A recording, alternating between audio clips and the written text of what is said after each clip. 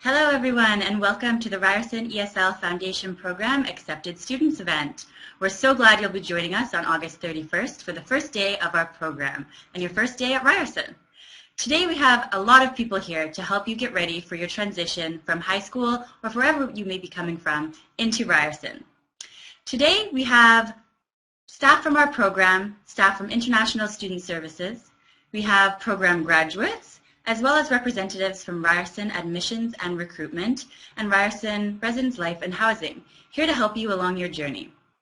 Before we get started, I'd like to let you know about the screen that you're looking at. Right now, in front of you, you see me. This is the main screen.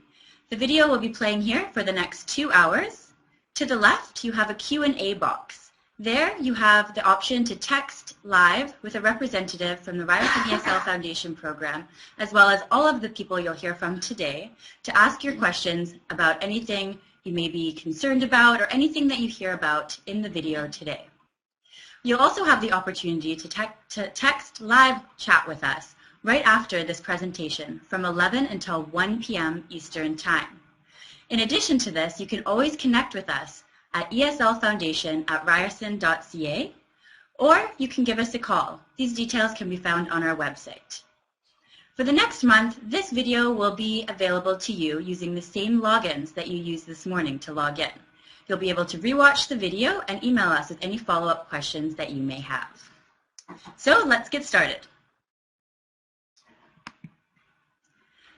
A brief overview of our program, the Ryerson ESL Foundation Program, is that we are a 2-semester foundation program. This means that you will be joining us from September until December and then again from January until April. We combine English for academic purposes with university coursework. So during the fall semester, which is September until December, you will be focusing on your English language studies. During the winter semester, you will continue these studies. However, you will be enrolled in up to 3 university credit courses, depending on your progress in the program at this point. And when you finish the program successfully, you will have guaranteed admission to 1 undergraduate program. So the classroom experience with the Ryerson ESL Foundation Program is quite detailed, and we're going to have Mario join us in just a moment to give you an in-depth look at your academics for the next 2 semesters. But very briefly, I'm going to tell you that you're going to do about 30 hours per week of intensive instruction, focusing on reading, writing, listening, and speaking. And as you note in your offer of admission, the program completion, the Ryerson ESL Foundation program, guarantees you admission to a program. That means you no longer have to do any English proficiency testing for fall 2016. So without further ado, let me introduce Mario, the ESL Foundation Program Academic Director.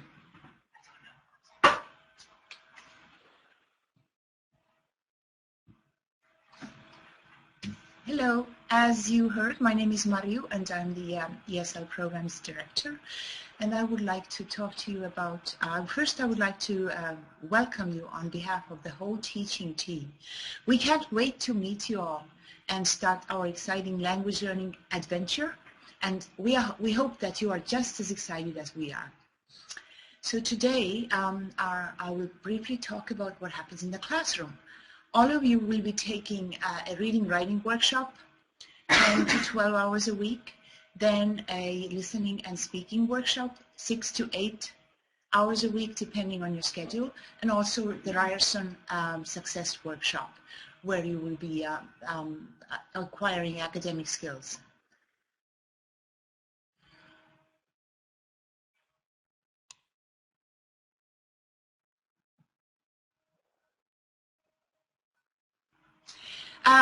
I would like to briefly talk about 3 characteristic features that our program is built upon. And they are theme-based teaching, experiential learning, and flipped classroom. So first, theme-based or content-based teaching. Each of the 12-week terms is divided into 3 modules, and each module has a theme or a topic. These themes have been very carefully chosen, listening to feedback from students and analyzing the needs and interests of students.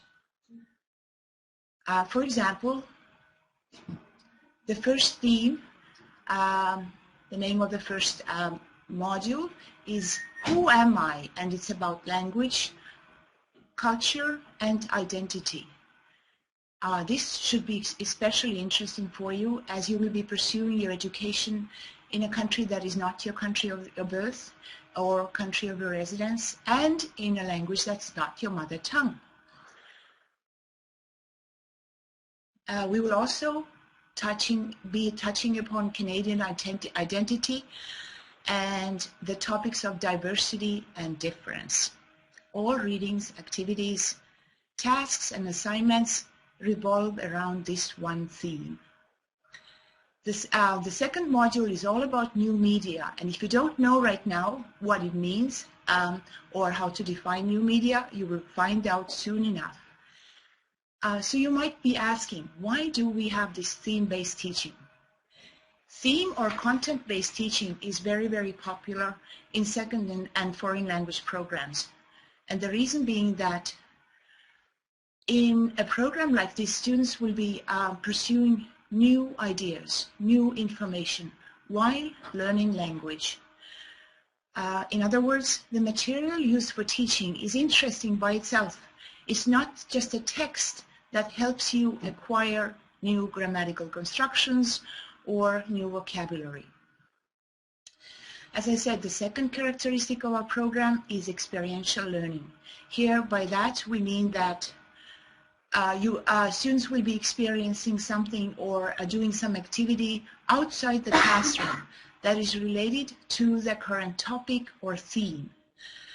For example, in one of the modules, you might be visiting an art exhibit to experience and reflect upon the interpretation of contemporary events or ideas by the artist and try to relate it to our own experiences.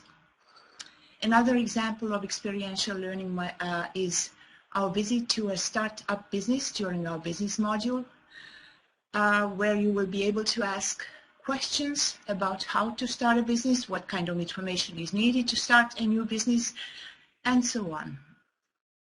Now, the last thing I would like to mention is the flipped classroom. It's an approach that we call flipped classroom. You don't need to worry, the classroom is not flipped, it's not upside down, but what you might see something in that classroom that is a little different from what you're used to seeing. So the instructors will not be spending a lot of time explaining new ideas or presenting new material to you. Instead, the instructors will prepare podcasts where they will have this presentation ready for you. You can listen and watch this video many times as you need to, so that everybody can learn at their own pace. And what then happens in the classroom, we will be discussing the ideas, there will be some clarification, but most importantly, classroom time is spent for practice. We strive to make sure that every moment spent in the classroom is spent engaging in the material, actively learning and interacting with each other. The purpose of this is to maximize your learning and to make sure that at the end of each day, each week, each module, you're able to say, this is what I've learned, this is what I know now, this is what I can do better than I was able to do before. And this is the end of my presentation of the three main features of the program. And here I'm passing on the floor to Ghazala. Hi everyone, my name is Ghazala and I'm the program facilitator for Ryerson's ESL Foundation program. I'm also a fellow student of yours. I'm a politics and governance student as well. So like you, I also transitioned to Ryerson and moved to Toronto, so I really understand this transition and I'm here to support you in every way that I can. On top of that, I'm also going to be working very closely with you through a program called the Peer Mentor Program. And this program, sorry, I'm just going to flip the slide for you. Just making sure. Oh, sorry about that. Is this the, no, sorry about that. I'm just going to make sure I have the right slide for you. Here we go. Okay, so the peer mentor program, as you see now, is comprised of students who are in their upper year, and this is specifically talking to peer mentors, and they've been through the program, not through the program, but through Ryerson's programming, so they are degree students as well, and they are here to support you in every way possible. So we're going to be working very closely with them to ensure that they meet with you one-on-one so that we support you in a more greater capacity. So if you have any burning questions, anything that you don't feel comfortable talking to anyone else about, here's someone that is your age, that has your experiences, that has gone through the transition, that can support you in any way possible. And we also have something called the peer support, and the peer support now has gone through this program, so completely understands what you're going through. And what we want to do through this program is ensure that you have a home away from home, and we want to build relationships with you. We want to ensure that this is a safe environment for you, that you're welcome to our community. So we're going to do everything we can to transition you here. We have amazing programming for you, meaning we understand that you've never been to Toronto, or you may have, but we're going to make sure that you really understand the life of Toronto and you are very comfortable here at home with us. So we're going to introduce you to our athletic teams. I'm sure you've heard of the Toronto Raptors, Toronto Blue Jays. We're going to introduce you to the art that we have. We have a museum, the zoo, and more incredibly is once we get to know one another, I get to learn more about your interests and things that you want to do. So once we get to know each other, I'm going to also create programming to help you see more things that you'd like to see. So that's what I'm really excited about as well. And to help just put into perspective who exactly you're going to be working with, we have Sandra, who's a fourth-year engineering student, and we also have Carissa, and she's a third-year politics and governance student, so same program as myself, and they're going to be working very closely with you, so those are their faces, and they're going to be working with me and just ensuring that, again, we can answer every question that you have. And then now this is our support team. So this is our team that also went through the program. So here we have Cassie, who's a first-year hospitality and tourism management student. And then we have Raymond, who is a first-year sociology student from China. And then we have Sarah, who's a second-year business student. And then we have Tristan, who is a second-year math student as well from China. So here you understand that they've been through it. They have experienced what you've experienced, so we're going to, again, make sure that we're here for you. And to do that even better is we have something at Ryerson called the Orientation and Week of Welcome. So here through Orientation, we have amazing events to really get you to meet other students here at Ryerson. So there's so many cool activities that I can't wait to share with you. We're going to have all the programming for you once you're here. And some of the things include just programming in terms of getting to know all the different clubs that exist here. We really introduce you to the different services, so ISS, International Student Support, which is something you'll learn more closely about later in this presentation. We have athletics, so we actually are working really closely with the athletics and recreation services to ensure that you have gym times to make sure that you're healthy and active. And then we have the English learning support, so again, to assist you with your English learning endeavors here at Ryerson. And then we have the, and then the residence life, to make sure that you may not always be living on residence, but just to ensure that you understand that we have housing here as well, and the student life programming. So again, to make sure that you are very well acquainted with Ryerson and all of our services. And so we also have program activities. I mentioned slightly that we will be taking you to different events here at Ryerson and in Toronto, but we also have amazing celebrations like holiday celebrations, end of year celebrations. We recognize that we really want to just ensure that we see where your walk of life is, and we want to make sure that we celebrate all of your events that are important to you as well. So that's what we do here. And we also have a student awards event. So when you are going through the program, we want to celebrate your success. This program, again, is to make sure that you're very successful and that you feel at home. And so we will celebrate everything. We'll have our end of year celebration and our Thanksgiving dinner, just to remind you that we are a family. So I'm going to switch it over again to Courtney and to continue this presentation. Looking forward to meeting you. See ya.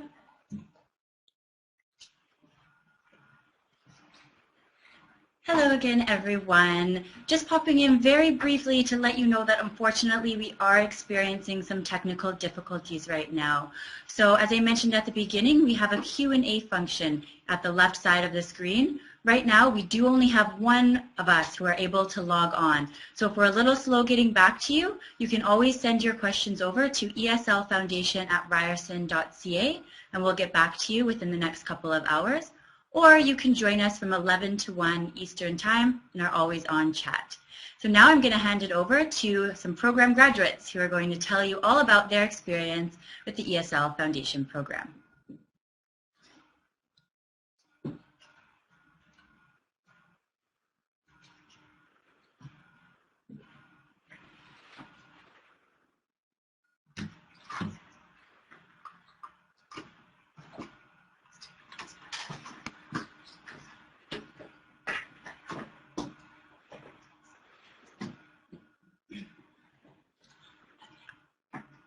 Hi, my name is Albina. My name is Clover, and we are graduates from ESL program at Ryerson.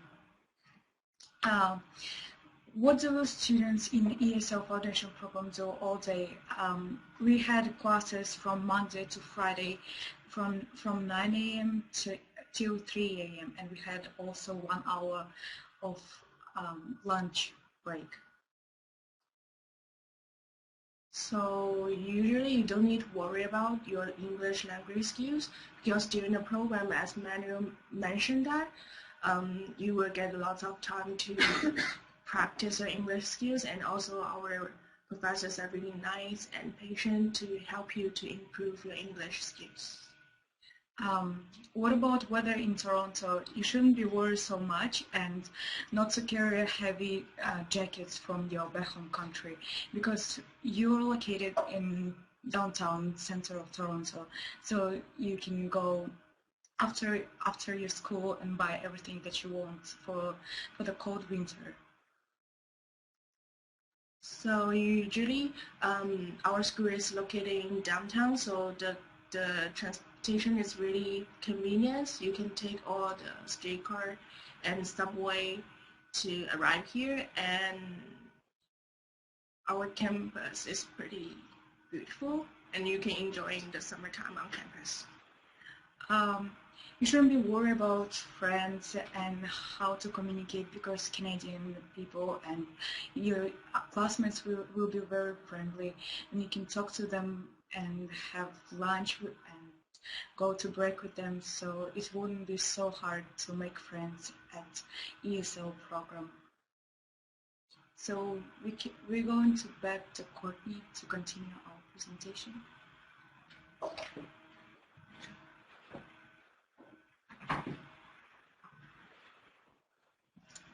Hi everyone, so up next we actually have Stefan. Stefan is our program manager and he is going to talk to you about some additional highlights and important dates that you have to look out for coming up and in the semester ahead.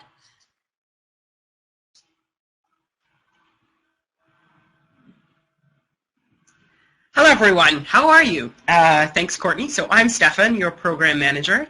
I'm very excited that you will be joining us this fall in August 31st. Put that in your calendars. We look forward to meeting all of you and helping you throughout your year here. So a couple of things we want to make sure you know about. We offer a free airport pickup service. So for those of you that are coming from out of town, different country, we do provide this free service. You need to let us know when you're coming and you can sign up for the free airport service for you and a few members of your family.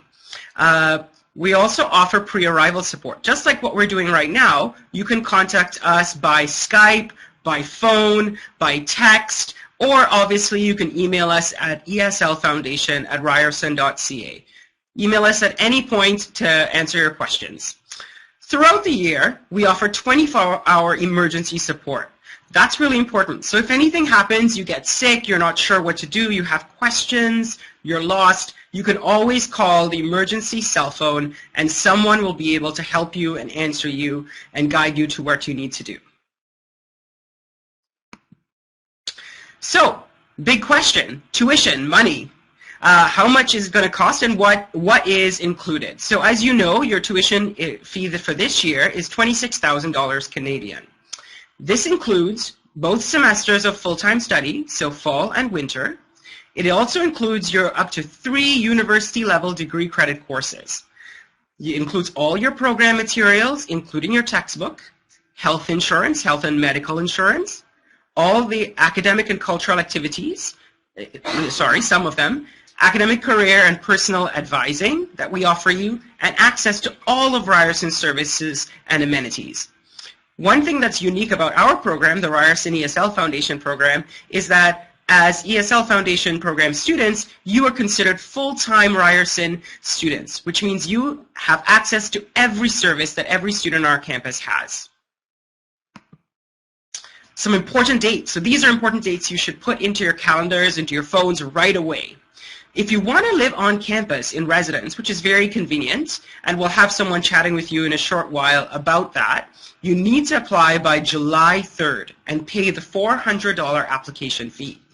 Now, when you go to the website to apply, you will see that the deadline has passed for most students.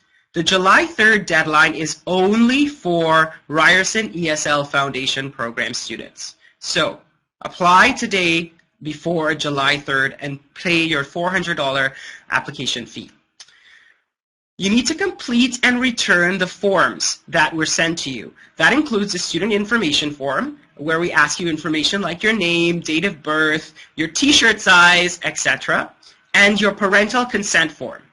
That is where we get consent from you to share information with your parents about your academic progress, etc. This is really important, and we need to receive both of these forms by August 7th. If you have any questions about those forms or how to fill them out, please contact us and let us know. You also need to send us a photo of yourself. This is so that you can get your Ryerson One Card. There will be more information about the Ryerson One Card later on as well, and there's information on our website about it. It's the one card that you will need at Ryerson. That also lets you into your classroom, etc. So when do you need to send that to us? You need to send it to us by August 7th. Last but certainly not least is your second tuition payment. So many of you have already paid $13,000, which is your first half of your deposit, your tuition payment. The second half, the remaining tuition, is due by August 21st. Again, this is really important to pay because that guarantees your spot in the program. If you have any trouble paying or any issues with transferring money from out of country, please let us know. Again, email us at eslfoundation@ryerson.ca and we'll be happy to help you. Oh, more dates.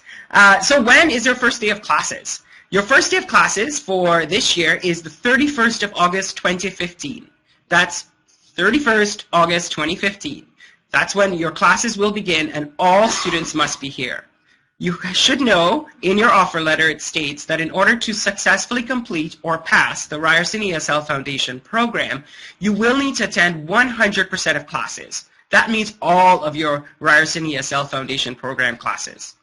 Again, you need to be here on August 31st, 2015. On 1st of September, so the second day of your classes, you will be taking an English language assessment. Now, don't worry too much about this. This is just for us to assess your level of English proficiency so that your teachers and the staff can help you progress throughout the year. It's for us to get to know what level you're at and how we can support you. So don't stress too much about it, but you will be writing a test on the Tuesday, September 1st, 2015.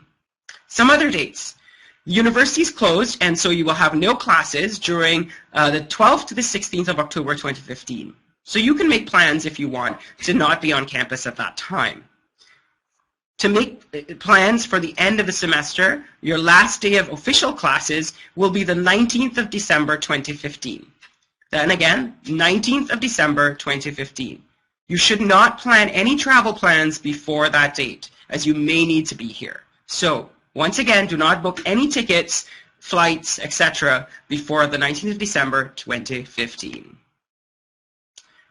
One Card. So I'm going to invite Courtney back to talk to you a little bit more about what the Ryerson One Card is. See you soon.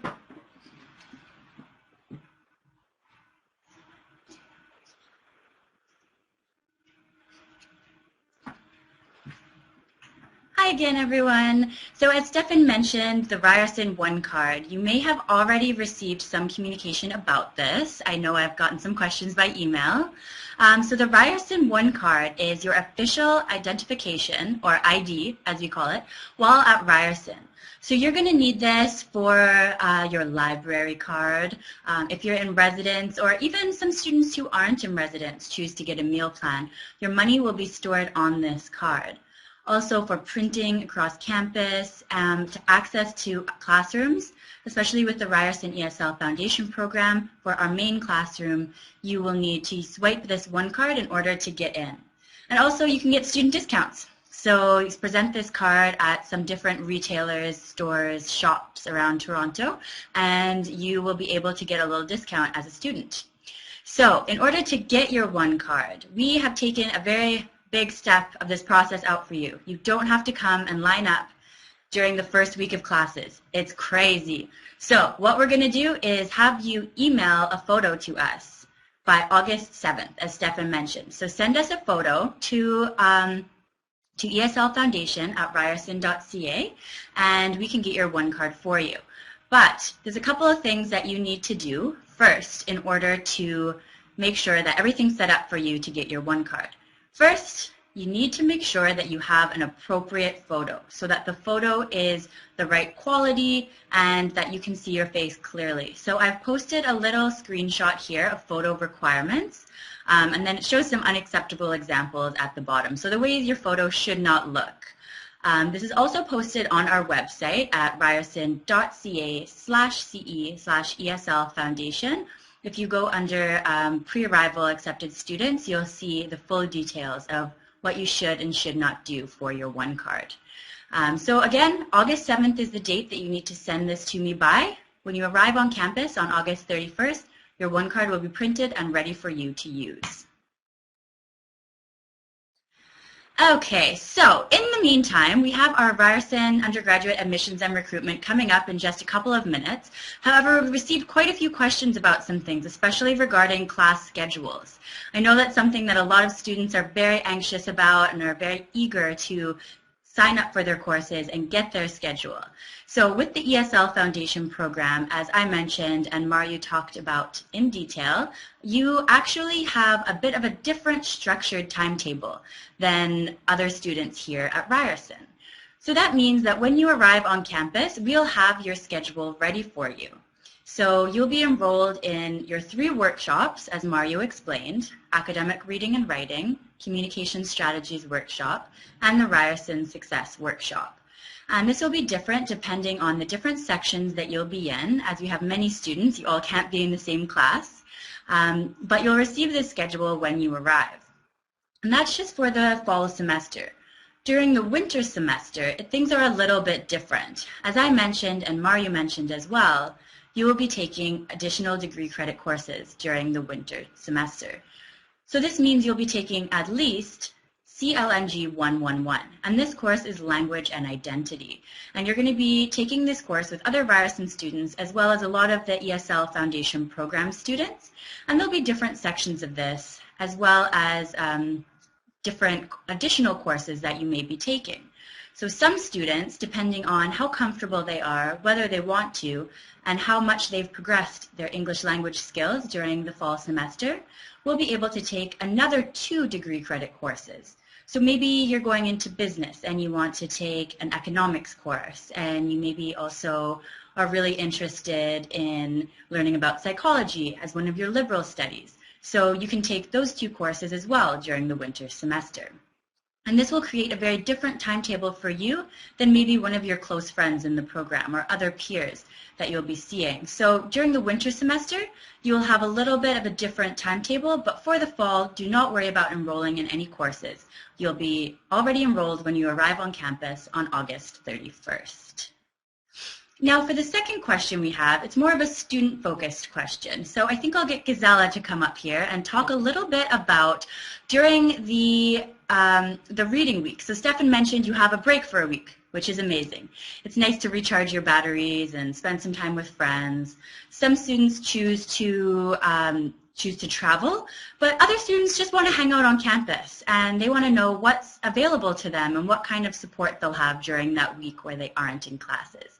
So I'll get Gazella to come in and talk about the Peer Mentor program and some options that may be available to you over the reading week.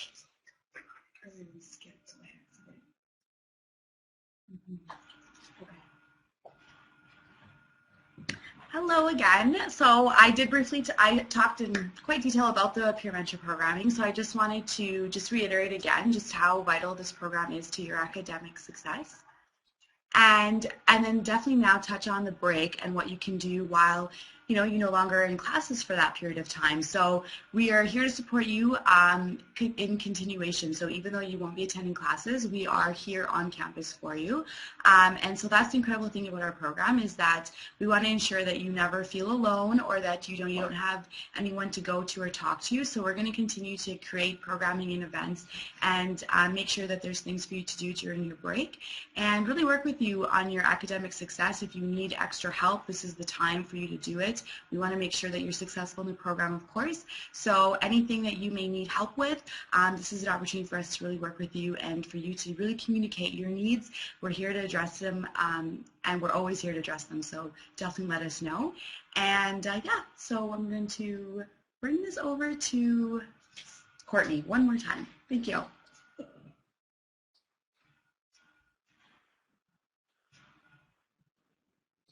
Hello, hello. So we have another question coming in that's asking, following up on my last statement about your progress during the first semester.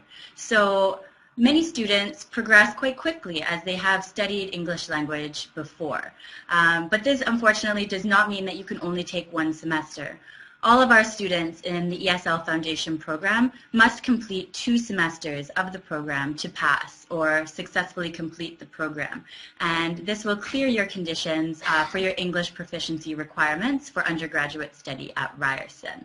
So during the second semester, yes, you may have really developed your English language skills, but there's so much more to the program that you can participate in. As I mentioned, additional degree credit courses, opportunities for leadership and volunteer, as well as some elective style courses that are currently being developed for students who have other interests. So right now I'm going to hand the floor over to Celicia and Christina, who are from Ryerson Undergraduate Admissions and Recruitment, and they'll be answering some questions that I'm sure a lot of you have on your mind.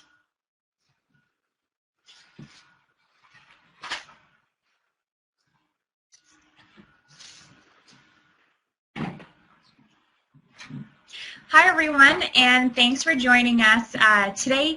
My name is Celicia. I'm an admissions liaison officer in the Office of Undergraduate Student Recruitment. So many of you I've probably met on the road or I've seen you on our virtual broadcast. And this is my colleague Christina. Hi, I'm the admissions officer for the Ryerson ESL Foundation program. We are delighted to welcome you to Ryerson University, a distinctly urban campus in the heart of downtown Toronto, Canada's largest city. This is going to be your home for 5 years, so we really want you to enjoy it and enjoy the experience. The Ryerson community, our professors, students, staff are here to assist you throughout your transition to Ryerson, to the City of Toronto, and to our beautiful city of Canada if you are coming for the first time. And we want you to take full advantage of all the opportunities that Ryerson has to offer, as well as the City of Toronto. So if you have not visited the Ryerson campus, just to give you a sense of where we're physically located in downtown, we're right in the heart of the city, so right by Yonge and Dundas Street, which is Canada's busiest intersection. Our campus is a compact campus, so you can get from one end to the next in less than 10 minutes. Everything is walking distance. The buildings are within a 5-minute walk of each other. It is a very accessible campus in the sense that you can easily get to Ryerson with our subway, the Toronto Transit Commission, TTC, bus stations, there's train stations, as well as major highways and airports. Congratulations on receiving an offer of admission to the Ryerson University ESL Foundation program. I know you're pretty excited to join us on August 31st. Before you arrive to Ryerson, a couple of things Christina and I would like to chat with you about to make sure you have everything in order before your arrival. So remember, as Stefan spoke to you about your tuition, so how much you will be paying for the program, as well as your tuition payment due dates. Remember, your tuition payment due date was June 8th, unless otherwise specified in your offer of admission. It is important that you pay your tuition payment by these due dates because this is a way for you to confirm your space, additional way for you to confirm your space in the program. If you're not paying your tuition payment by the due date, remember there is a risk of cancellation, so that's why we are letting you know ahead of time of all the due dates and payments so you are proactive in ensuring that you have everything checked off your list for a successful arrival to Ryerson. So these dates may look familiar to you because they are reflected in your offer of admission letter. So if you have an offer of admission dated before May 30th, 2015, on the right-hand column, that's where you will see your first payment and your second payment due date. If you've received an offer of admission after May 30th, 2015 or later, you will see your due dates in the second column below, where your first payment is due by the date stated in your offer of admission and your second payment, again, August 21st. It's really important that you write these dates down on your calendar, put it in your calendar on your phone, and set reminders so you are meeting these deadlines. So yes, we're asking you to pay your tuition payment. How do you do this? Different ways depending on if you're inside Canada or outside of Canada. So if you're inside Canada and you have a Canadian bank account, you can pay through internet banking and there's telephone banking. It's fast and on our website, so you'll see different links where you'll be able to follow the steps to pay your tuition payment online. If you're outside of Canada, Western Union Business Solutions, this is the fastest, easiest way for international students to pay their tuition payment. Please visit our fees website so that you can see the steps-by-steps that you need to take to pay your tuition payment through Western Union Business Solutions. And if you have a Canadian bank account, you can also pay your tuition payment using a Canadian bank account if you're outside. Remember that your tuition is in Canadian dollars and the payment is non-refundable. So please make sure you mark the dates and you ensure that you know what method of payment you will be using for these payments. Activating your online identity. This is where you can be able to use your Ryerson username for accessing computer labs, your email, logging in to RAMS, which is our student center, where you'll see everything about your grades, your fees. And there are a couple steps that you need to take to activate your online identity. If you've used our, if you needed to submit English proficiency, or you've used the Ryerson document upload page, or you've already logged in to your RAMS account to check on your tuition payment, you may have already activated your online identity. So if you have your 500 Ryerson ID number, this is a 9-digit number, and you remember your password that you set up when you created your online identity, you can use this to log in. But after August 1st, when you log in with your Ryerson ID number and the password, you will be prompted to choose a Ryerson username, and this will be your Ryerson username that you will use for your 5 years that you will be here on campus. If you have not used the submission for English proficiency or the document upload page to date, then on August 1st, that's when you can begin the application process for activating your online identity. So it is an online process. Here you'll see a screenshot of the steps that you need to take to activate your online identity. And so please make sure you have that information handy. And of course, if you have any questions throughout the presentation, please continue to ask these questions in the Q&A box or email us as well. So now I'm going to hand it over to Christina to talk to you about your offer of admission letter and those conditions that are stated in your offer. Okay, so a fundamental component for your offer of admission is meeting your conditions above and beyond confirming your offer and paying your tuition installments. So if you've been given a conditional offer of admission, it will say on your offer that you've been given an offer on the condition that, and we'll be very specific in terms of the conditions that you have to meet. It's also very important that you meet the conditions by the appropriate deadlines that we have indicated. So for many of you, your condition clear date would be July 9th, but also there are different condition dates based on the curriculum and where you are completing your high school studies. So it is very, very important to pay close attention to your offer of admission, particularly in the shaded boxed area on the screen, because you do have to meet those conditions and the condition clear date in order to secure your offer of admission. So as you probably already know and you are well accustomed to, your Choose Ryerson portal is the only way that you'll be able to get updates on your application status. So you will also you will also see the documents that you've received to support your application, each application that you've applied to, in addition to the communication letters that we've sent you. So in the My Documents section of your Choose Ryerson portal is where we issued you your offer of admission. Once your conditions have been cleared and your tuition payments have been made, we will then release another letter that does indicate that your conditions have been cleared. So please watch out for that, because that will be the indicator that you've met all conditions and you are now a secured student in the ESL Foundation program.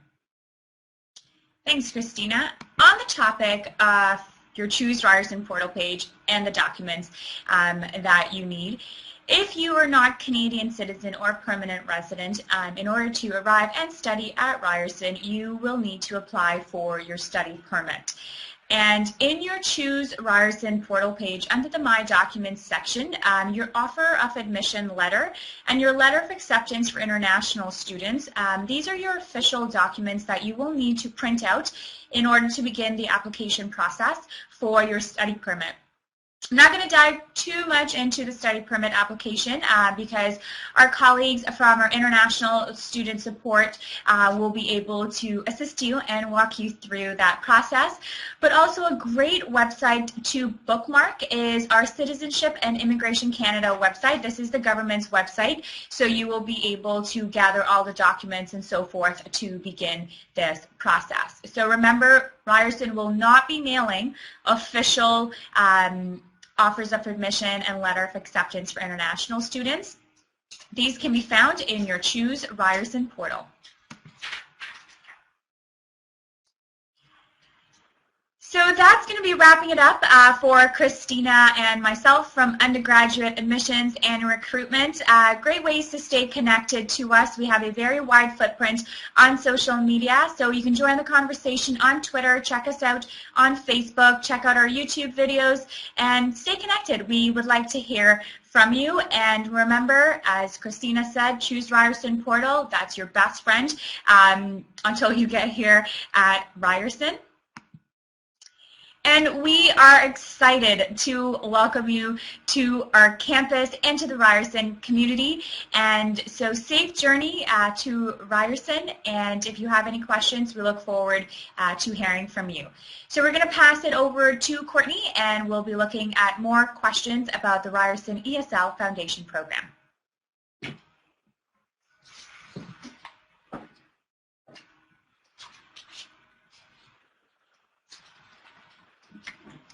Hi friends, Thank you for sticking with us. I know we have so much information for you today, but as you get ready to make your journey to Ryerson, whether you're coming from within Toronto or from another country very far away, there's lots to prepare and lots to do to get ready to start school on August 31st. So we have a lot of questions coming through. Unfortunately, we won't be able to get to all of them right now on screen, but someone did have a follow-up question about the Ryerson One Card. So I know it's a little tricky to think you're going to have a whole nother piece of ID that's so important. It's going to be just as important as your passport, though a bit easier to replace.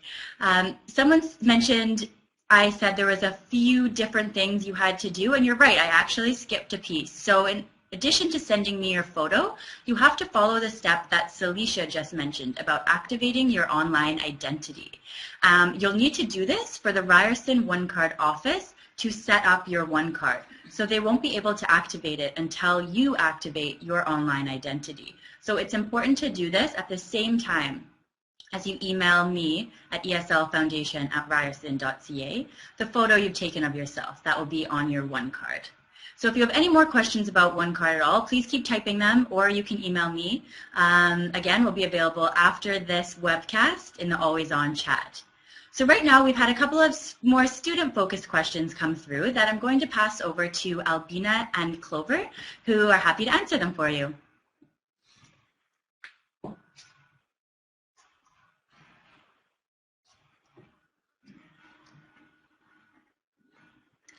Hi, it's us again, and we have a question about how to about transition and TTC. If you live out of campus, it's easier to choose place to live close to the subway or bus station. It will take less time to get to the campus. So there's another question about how to involve on campus, but basically, there's so many different programs. Clubs on campus. Yeah, so they usually provide lots of volunteering opportunity. So you can join the clubs and then help them to do something, and that's really helpful to build up your future resume. So let's give it back to Courtney. Sorry, is that?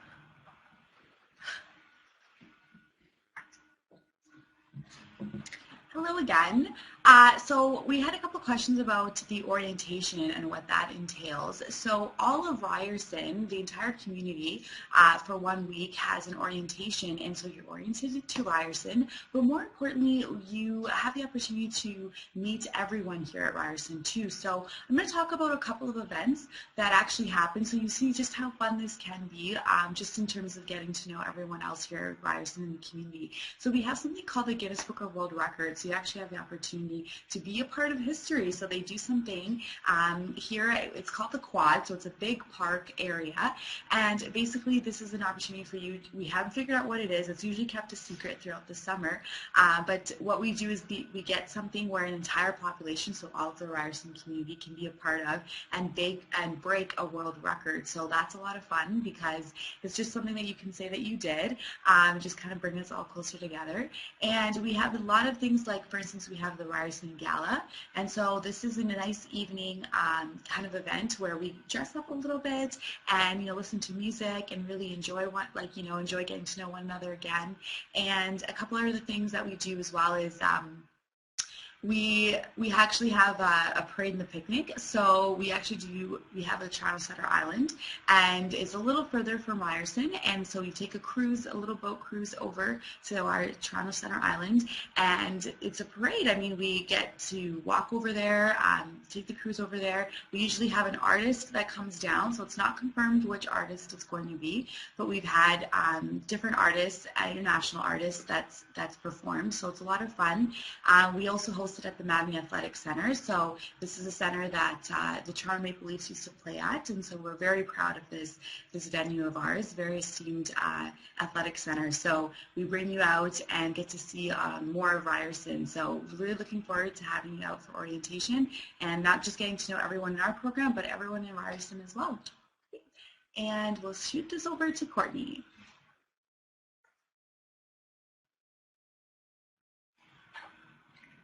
Okay, folks, so we have lots of questions about winter. I hope that your friends and family have not scared you about the Toronto winters. They are not so bad. As Albina talked about a little bit before, the winters in Toronto can get cold, but we are located right next door to the Eaton Centre, and that is one of the biggest shopping centres in the Greater Toronto area. So you're able to find anything that you may need. So don't worry too much before you come about packing sweaters and mittens and boots and hats and big winter coats, because you do have the option to get them when you arrive during the fall. It does not get cold until later on in the fall semester. Around November is when you're going to start thinking about getting that big winter coat. But like I said, right across the street from the Eaton Centre, so you'll have the opportunity to shop around. A peer mentor team is always really, really helpful when it comes to choosing winter clothing, especially for some of our students who have not experienced a Canadian winter before. So that's definitely an option for you. And winter is not all bad, actually. Right here at Ryerson and 2 buildings down from the main building for the ESL Foundation program is our very own Lake Devo. And Lake Devo is actually a small lake, but during the winter it's frozen over and maintained so that our students and the community around us are able to skate for free. So you just have to get a pair of skates, and you can rent them close by, and you can skate around on your break, after school with your friends. There's also so many other winter activities that are really, really close by to Ryerson. So you have the opportunity to go skiing or snowboarding just outside the city at Blue Mountain. You can also have a snowball fight. Really, it's fun. It's a little dangerous sometimes, so hopefully your friends are nice to you.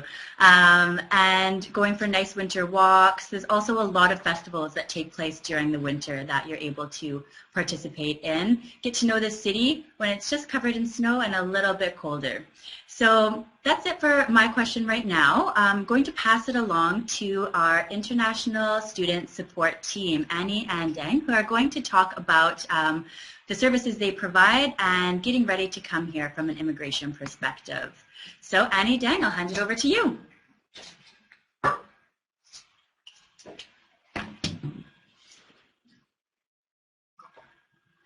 Hello, everybody. Hey. Hi, my name is Annie. I'm one of the international student advisors from International Student Support Office at Ryerson University. So today I'm going to talk about some important things that you would like to know before you come to Canada. That's study permit and TRVs. So as an international student, before you come to Canada to study or for a full-time program, which is more than 6 months, you need a study permit. So in order to apply for a study permit, you can go to the CIC website. So you have 2 options to apply for the study permit. The first one is to apply online, and the second option is to apply on paper. If you want to apply online, you can just follow the instructions on the CIC website and then prepare the supporting documents, fill out the application form, and then upload the documents and then pay the fees online. And then at the end, you're going to receive a letter of introduction from the CIC office. And then you're going to bring this letter of introduction and your passport with you when you come into Canada. And at the border, when you arrive at the airport, you're going to be issued a study permit. And if applying on paper, that means that you're going to mail the application package to the Canadian consulate or Canadian embassy or the Canadian visa application center that's nearest to you. So you can actually contact those offices and then to ask for the specific supporting document checklist, and then also to ask for the requirements and check the processing time, and then apply by mail. So you're actually sending those documents by paper to those offices. And then Some additional documents you might need to pay attention to. One of them is the medical information. So you may be asked to do a medical check, a body check, and CIC will need to know this information as well. And then also you might be required to send a security information. So that means a background check. And that is also required by the CIC officers, depending on your situation and the country you're from. And on this slide, and this is also from the CIC website, these are the supporting documents you will need in order to apply for a study permit.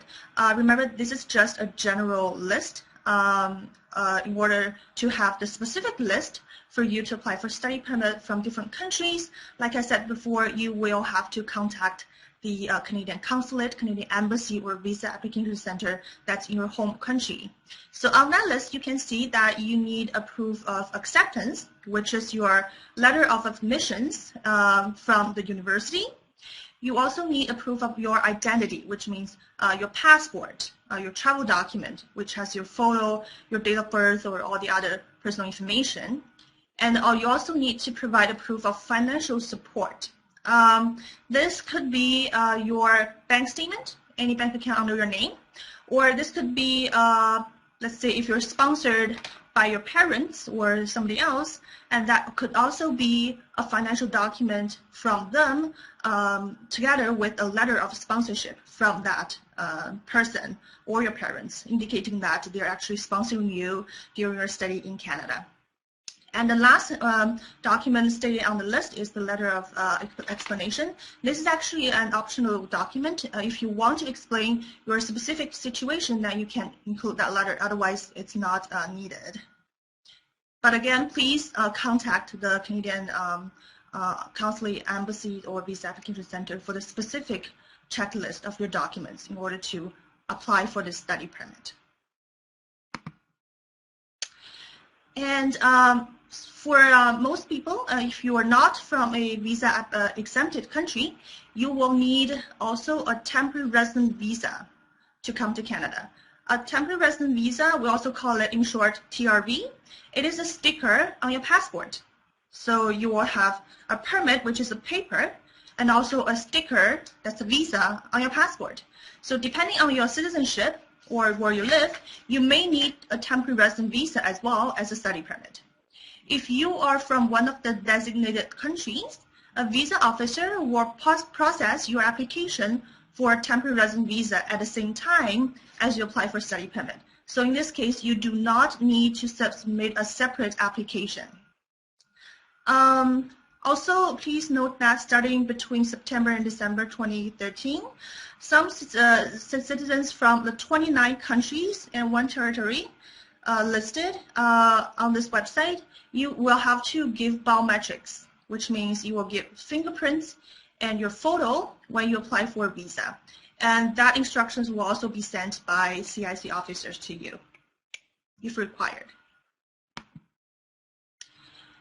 And now I would like to talk about the University Health Insurance Plan, and we call it in short UHIP.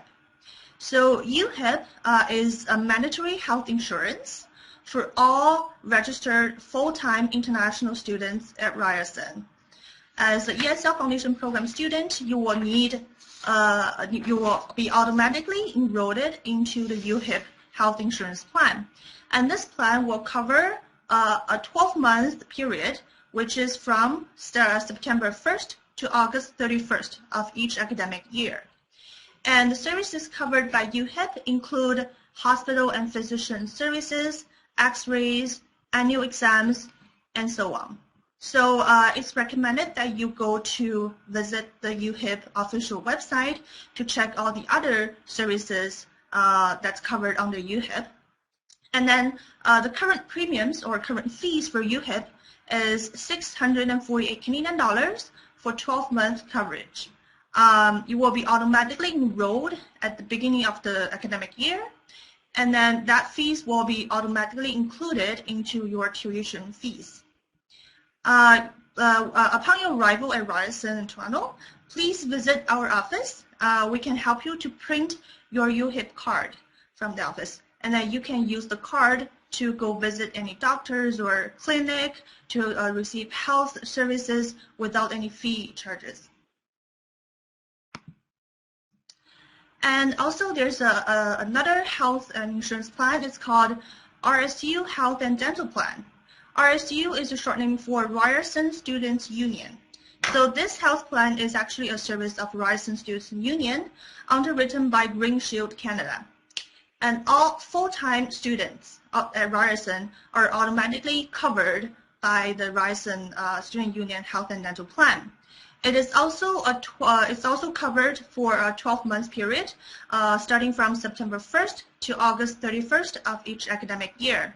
And it has extended health plan benefits, which includes prescription drugs, nursing, health practitioners, dental accident, ambulance, orthopedic shoes, and so on. And the fees for this Ryerson Student Union Health and Dental Plan is Canadian dollar $300 for the 12-month coverage. And different from the UHIP, for this health and dental plan, you have the option to opt out. If you choose, if you already have additional health plan and you don't want to be covered by this plan, you have the options to opt out. In this case, you need to contact the Ryerson Student Union directly, bring your IDs and all that documents, and then go to their service, go to their offices, and to opt out from this plan. For all of the new members of this plan, if you're a new student coming to Ryerson, the plan will start as of November 1st. So if you have visited any doctors or received any health services in September or October, it's recommended that you keep all the receipts with you, and then starting from November 1st, you are able to claim those money back, get reimbursement from the plan. And then next, I'm going to pass on to my student assistant, Dan, who is going to talk about the pre-arrival preparation and then what's going to happen after you arrive to Toronto. Thank you, Annie. So my name is Deng, and I am the International Transitional Lead at the International Student Support Office. So I'm going to talk to you about a couple of things from arrival to packing and all the things that you need to get ready to be here. So first of all, make sure you book your flight to YYZ, which is the Toronto International Airport, so that you arrive to Toronto and to that specific airport. So now, as you know, or as you might have known, you need to arrive on or before the 30th. Otherwise, because your classes start on the 31st, you need to arrive on or before that. And when you book your ticket, make sure you consult or inform the staff at the ESL program so that they have your reservation to pick you up at the airport. So there is a free airport pickup for you. Make sure as soon as you book your flight, inform the staff, and their email is the ESL Foundation at Ryerson.ca. So you need to contact them so that they book your flight. You can also find all the website and link in the pod below. Yeah. So check out the website and be in touch with them once you book your flight. Now at the airport, I'm going to talk about the airport interview. So at the airport, you will have to do a little bit of an interview. Just it's ordinary and it's normal. It's a routine. So it's basically an assessment. Do not worry about it. It's going to be just checking your document and other stuff like that. Couple of questions to answer, but it's super easy and you will go through it easily as long as you have all your document together. So how do you arrive to Ryerson after you actually arrive at the airport? So all you need to do is at either Terminal 1 or Terminal 3, you take the 192 bus, the 192 rocket bus, which will take you to Kipling subway station, and from the subway station, all you need to do is take the subway all the way to Dundas station or college, but Dundas is more close to Ryerson. So those are the things that you need to keep in mind as you arrive to Ryerson. So now I'm going to talk to you about packing. So when it comes to packing, guys, you need to pack light. So packing light means that bring all the things that you will need, but not necessarily everything that you own. In this, I am saying bring all the clothes that you think are necessary or basic that you need immediately. Remember, you can always shop here at in Toronto and here in Canada. So bring all the clothes that you will need, bring all the memorable stuff that will connect you to the family, like photos, stuffed animal, and other thing like that. So make sure you have those things. Also, in your carry-on bag, you need to have anything that you will need immediately in the journey, or things like medications. So those things, keep them in your carry-on bag so that you assess them every time you need them. So that is about packing. Another thing that you need to keep in mind is your address. So basically, just for anything, make sure you include both of your address, the home address and the address of where you are going to, just in case if there is, like, if your luggage are misplaced, the airport services can always track, or the airline can always track where to return it, or at least bring it to where you are going. So make sure all your addresses are on your bags and on your luggage.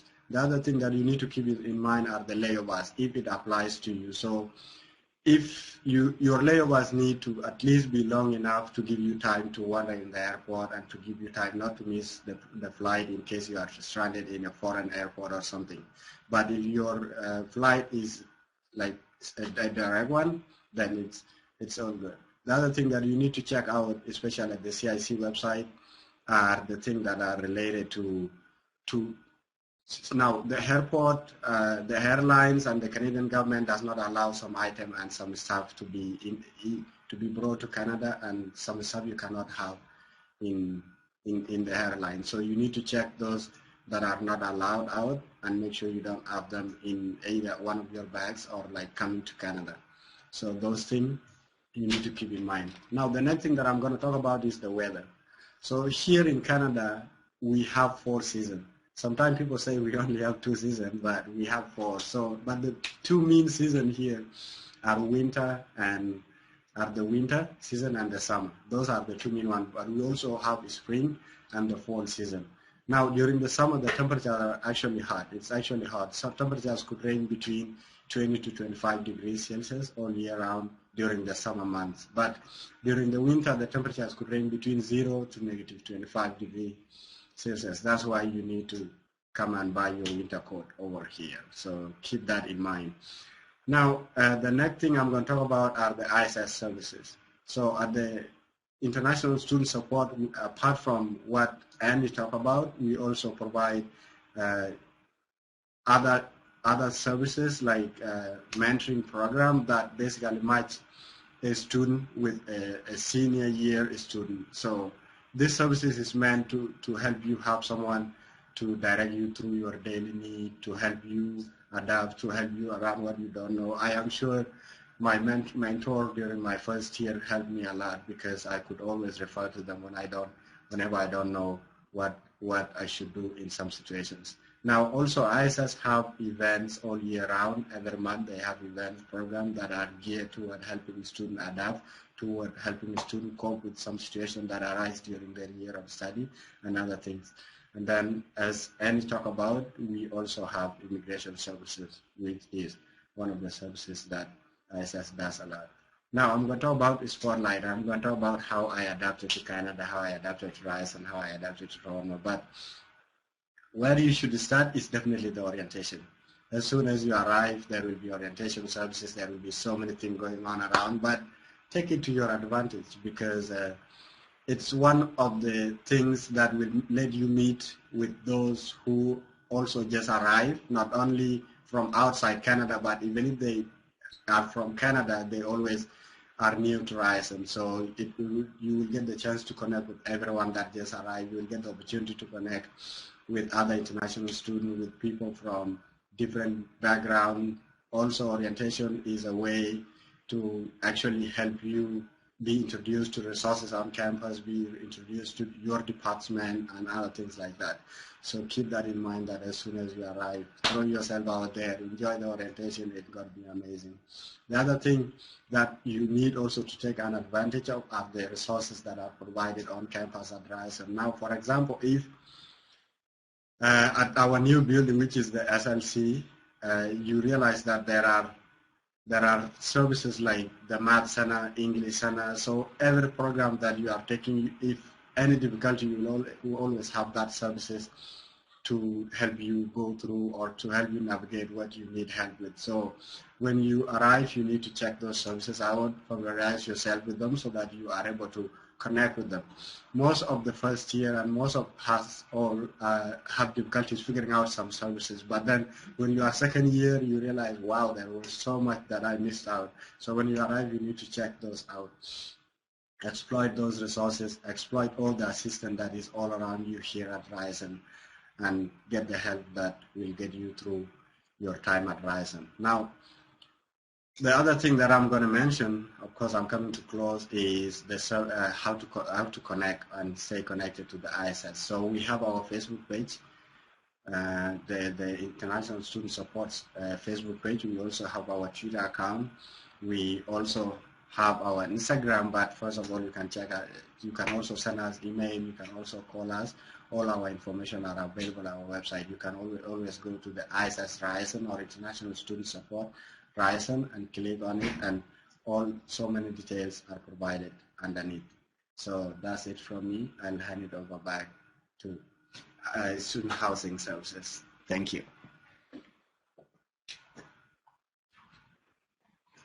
Hi everyone, my name is Dayton. I'm from Student Housing Services, now named Housing and Residence Life here at Ryerson. I'm the Assignments and Financial Assistant there, and I'm also a student here at Ryerson. And I'm coming to talk to you today a little bit about housing, kind of some opportunities of where you can live while you are in your programs here. So I'm just going to get up to the right slide for us. There we go. So living at Ryerson, it's super fun. I lived in residence. And so I'm going to take you through our various residence buildings and kind of the options you have while you're here at Ryerson. So we have 3 different buildings here. We have Pittman Hall, which is our biggest student residence on campus. It houses 567 people and has 4 different room styles, including Pittman Hall Single, Pittman Hall Double, Pittman Hall Apartment, and Pittman Hall Paired. It is manned 24/7 by a Ryerson service desk, meaning that we have 24-hour security here, and the floors are mixed gender with a mandatory meal plan. The International Living and Learning Center, or we like to call it the ILC, is our second largest residence on campus. It houses 256 students. So with the name International Living Learning Center, it doesn't mean that you have to be an international student to live there, but you can live there if you are an international student. This one has 2 room styles, so it has the ILC Single and the ILC Double. As well, it is a mixed gender floors, and it does have a mandatory meal plan as well. And then we have O'Keefe House, which is our last and smallest residence on campus. It has 32 people with 2 room styles. It has O'Keefe Double and O'Keefe Triple. This one, the building is locked 24/7, and only students who live in the building are able to access it, and staff like myself. And it does not have a mandatory meal plan. That one's optional, but it is also mixed gender as well. So for meal plans here at Ryerson, it kind of works like a declining balance debit card.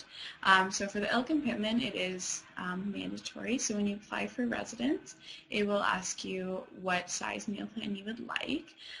The only difference between them is the actual amount. You can go in as many times a day as you like.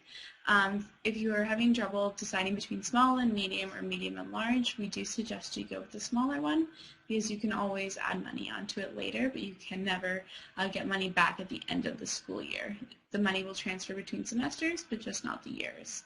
So the overall amount, you'll get 50% in the first semester and then 50% in the second semester as well. Yeah, and you'll be using that on your One Card, which is your student identification card that you'll use the entire time that you're here at Ryerson. All right, so for the meal plans, there's various places around campus where you can actually use those funds. Pittman Hall Cafeteria and then ILC Cafeteria are located in the bottom of the building, so that's kind of nice for where you live. You don't have to leave the building. But we also have other places on campus you can use them as well. We have the Hub Cafeteria, which is attached to our library. We have the Ram and the Ride Pub and the Oakham Cafe, both run by students. Great meals there. They have Rams Cafe, which is in the Mattamy Athletic Center, which is one of our gyms. We have the Very Cafe, which is in the engineering building, and we have various Tim Hortons kiosks around campus, as well as a Starbucks kiosk in the SLC. So there is not a shortage of places around campus to use your meal plans. And if you have any dietary restrictions or any concerns, you can always contact RU Eats to chat a little bit about your special dietary restrictions. So it's a little scary to come to a new country and to come to a new city. So we've put a lot of safety and security measures in place to make sure you have the best time while you're here at Ryerson. So as I said before, O'Keefe House is locked 24/7 and only students that live there can access the building. And Elk and Pittman Hall have a desk, kind of like the picture you see. And basically this is where a student staff member or a security guard will stay 24 hours a day, and they'll let you in and out of the building. They'll sign in your guests, they'll give you your mail, and they're a friendly face to help you adjust to the city, so they can answer a lot of the questions that you'll probably have just about getting around campus and getting around the surrounding areas.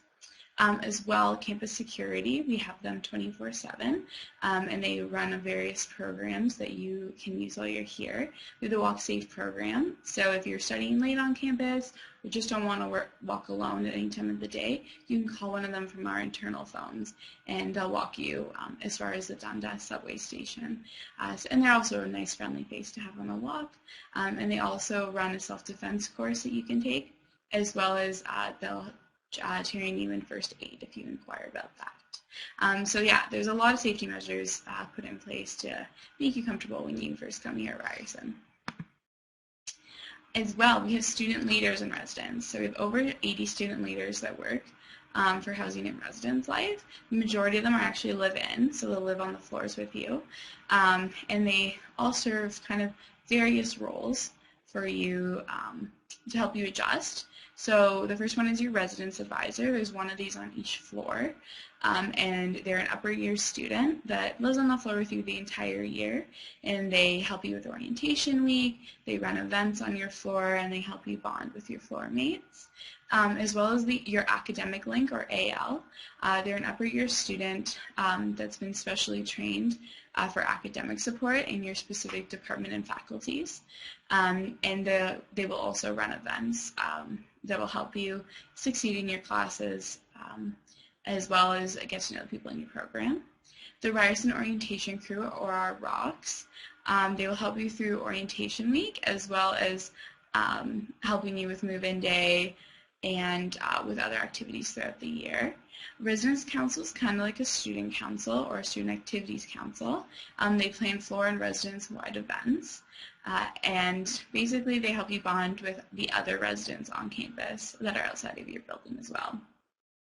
Then we have the Resident Service Desk staff, or RSD, like the past slide.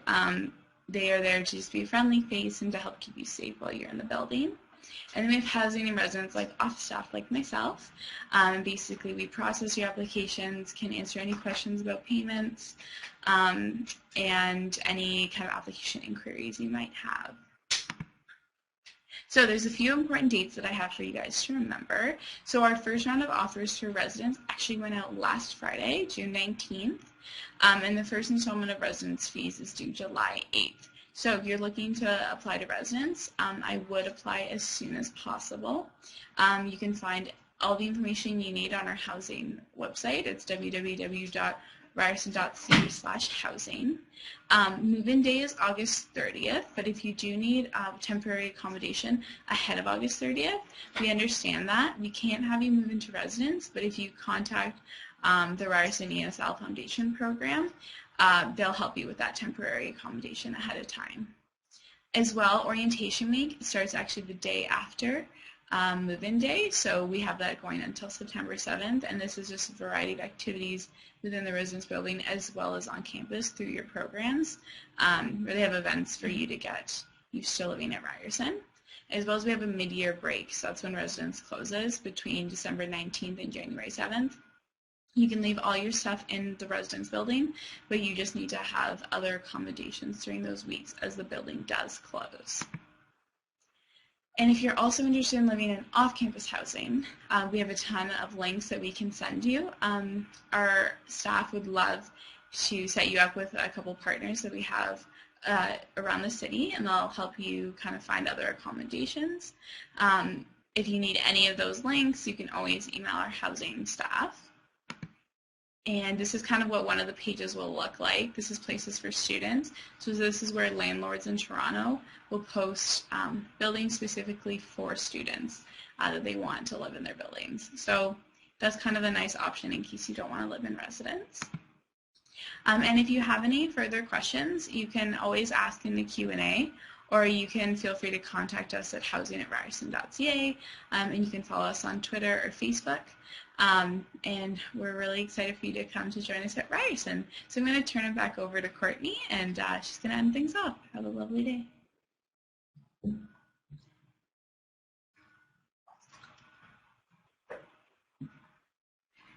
Hello, hello everyone. Back again. So that is the end of our presentation for today. So we've heard from most of the people who you're going to need to contact either before you arrive at Ryerson or once you arrive on campus on August 31st. So as I mentioned before, you can keep in touch with us. We want you to keep in touch with us. We are here Monday to Friday, and we're available by email, by phone. Stefan also mentioned earlier that you can make a Skype appointment with us. So if you want to have some more face-to-face time, just like this presentation today, you can make a Skype appointment and we can have a video chat. You can have a telephone appointment, or you can sign up for a group chat here on College Week Live. So as I mentioned, we're going to be hosting an Always On chat today from 11 until 1 p.m. Eastern Time. So please feel free to check back after you've watched this presentation. I know I always think of so many questions after I see a presentation and walk away. So feel free to check back in with us between 11 and 1 today. We'd love to hear from you. We're here to support you, and we definitely want you to have a very smooth transition into Ryerson. So it seems that we've answered most of your questions throughout our presentation. However, feel free, as I mentioned, email, phone, any of the ways you're comfortable communicating with us, please reach out, and we'd love to answer your questions or just get to know you a little bit better. So that wraps up our presentation for today. Again, a huge thank you for joining us, and we are so excited to have you with us on August 31st. See you all soon.